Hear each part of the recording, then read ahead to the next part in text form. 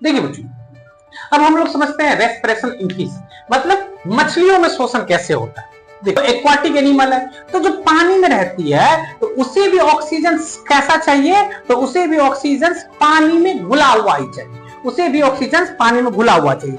देखिए फिश के पास रेस्पिरेशन करने के लिए एक विशिष्ट ऑर्गन है, एक विशिष्ट ऑर्गन, स्पेशल ऑर्गन है जो कि गिल्स है, क्लोम है। क्या कहते हैं उसे?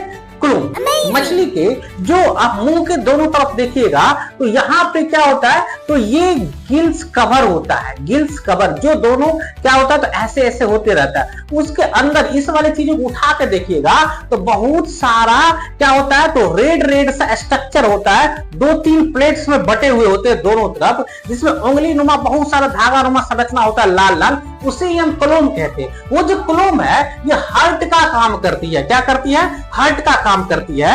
जब वो क्या करती है, तो ये चूंकि एक्वाटिक्स एनिमल है तो इसको भी ऑक्सीजन क्या चाहिए, तो जो डिजोल्व हो वाटर में वही चाहिए। ये क्या करती है यहाँ से, तो ये पानी उसको क्या करती है, ये यहाँ से लेती है मुख के द्वारा और ये क्या करती रहती है, इसको लगातार यहां से पानी को ये क्लोम पे भेजती रहती है, यहां से ये क्लोम पे भेजती रहती है। अब ये क्लोम पे जब वाटर जाती है तो ये वाटर जब जाती है यहां से होकर के इस पे आती है, तो यहां से ये इस क्लोम्स के जरिए बहुत सारे क्लोम्स में ब्लड कैपिलरीज होती है जो यहां से उस ऑक्सीजन को क्या कर लेती है, ऑब्जर्व कर लेती है और वाटर को यहां से ये बाहर निकाल देती है। यहां से वाटर गई है ना, वाटर गई और वाटर में जो ऑक्सीजन है उसको ये क्या कर लेती है, अपने इस चीजों में चिपका लेती है, इस कॉलम्स में चिपका लेती है और यहां से ऑक्सीजन ले लेती है और यहां से ये फिर उस वाटर को बाहर निकाल देती है ना।